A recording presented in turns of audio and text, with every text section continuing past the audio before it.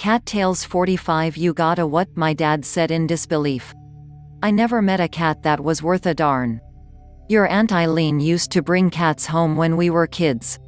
They were either climbing my mother's lace curtains or streaking through the house like wildfire, hissing and scratching when someone tried to touch them. I wouldn't have a cat in the house for anything, he continued. I thought I'd taught you that dogs are the best pets. Dogs are always happy to see you, especially if you've had a really bad day, always ready to go fishing or hunting, take a walk, or just sleep at your feet. Shoulda got a dog, you'll see. You're probably right, I grinned through the telephone, but you know that Al and I both travel a few days a week, and it wouldn't be fair to leave a dog in a kennel half the time. Cats use the litter box and don't need to be let out at night. They eat the food you leave only when they're hungry, and they can easily be left alone for a few days, I felt obligated to explain. And Dad, he's a purebred Himalayan. His long, fluffy white hair is tinged with orange at the ears and on his tail. He's very tiny, and at only $100, he's a bargain. Only $100. You actually paid money for a cat? Where did I go wrong? I could see his eyes roll. You will learn to love him, I promise. We're going to bring him over to meet you. Don't hurry, he said only half-jokingly. I needn't have worried. Prinz was adorable and intent on winning the affection of anyone who came into sight. I'm sure he sensed Dad's hesitation and immediately rallied to the challenge. It was all over within an hour. He circled Dad's recliner, sniffing his shoes in passing, and then went to sit across the room and watch him for a bit. Another round of the recliner, more sniffing, a few moments of eyeing Dad's lap, and Prinz was ready for the kill. He turned on his tiny body's loud purr machine, stared directly into Dad's eyes, jumped onto his lap, and settled in for a short nap. Within minutes, Dad was gently stroking the cat and murmuring to him softly. But I distinctly heard him say, Prinz, you're the best kitten I've ever met. At that, Prinz woke, stretched his body out to its full 8-inch length, and climbed up Dad's chest to nuzzle his face. Shoulda got a dog, I said with a smile. Nah, this cat likes me, he said sheepishly. It didn't take long for them to become buddies. Soon Dad was making special toys for Prinz and bringing him treats. One day he showed up casually dragging a cluster of duck feathers from the tip of an old ice fishing pole. Prinz feigned disinterest until Dad propped the pole against the stone fireplace wall with the feathers suspended just barely out of reach. He couldn't resist the urge to jump and leap and attack. Prinz even taught Dad to play hide and seek. They'd chase each other around the house, then stop, hide around a corner, and try to scare each other. I swear Prinz would leap up in the air with all 4 paws stretched wide, his mouth fully open, and spit an abbreviated mewart that mimicked Dad's boo.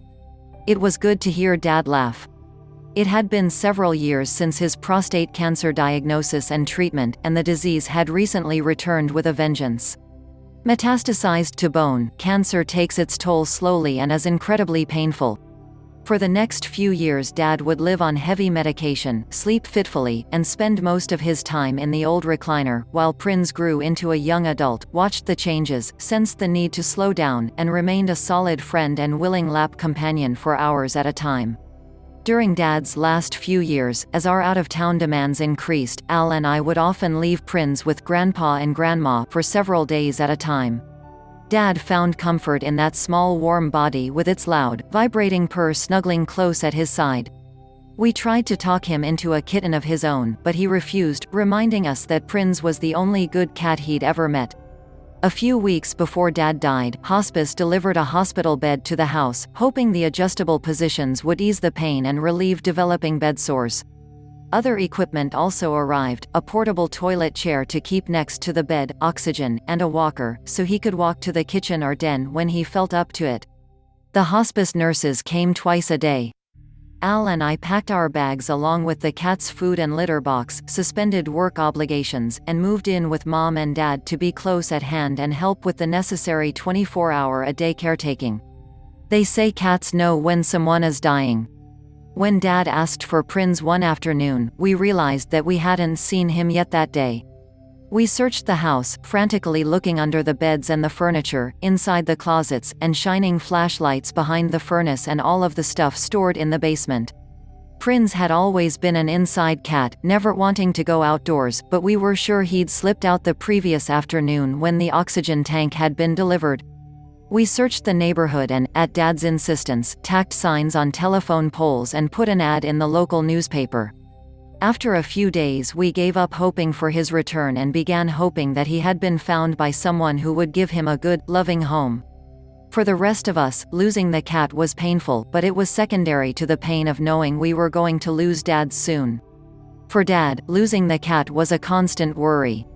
That whole last week the entire family gathered and focused on helping Dad let go, talking about our oldest best memories, thanking him for countless little things he had done or said that had enriched our lives, and just holding his hand and telling him we loved him. As his mind and body weakened, he often slipped away from reality for brief periods of time. Then he would suddenly wake with a quietly commanding and yet serene composure to focus on us, to make sure we were at peace with his leaving and with each other.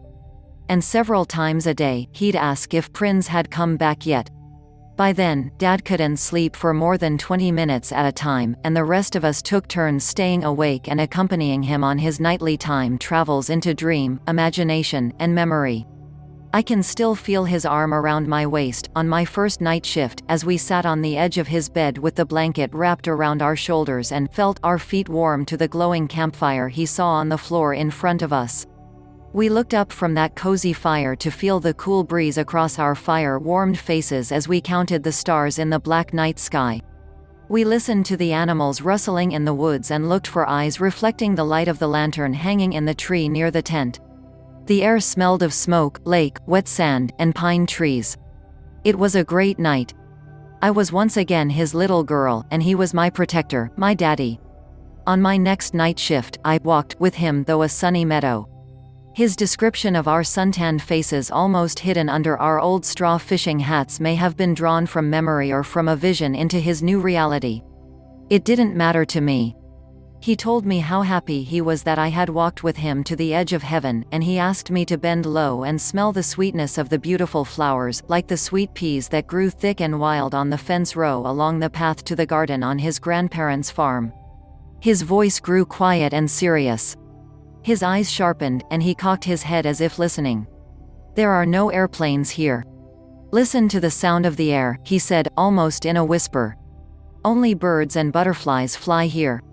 I knew his mind had brought him back home when he added, "I have to remember to fill the bird feeders." Then, just a few days before Dad took his last breath, we heard Mom's scream coming from the basement stairs.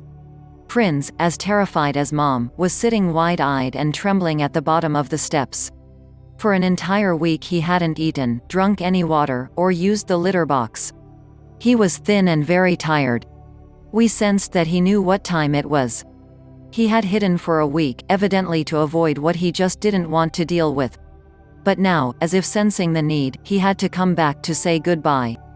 I carried him up the stairs and put him in Dad's lap. Dad's eyes misted as he picked up the cat and held him to his face. "Prinz, you came back.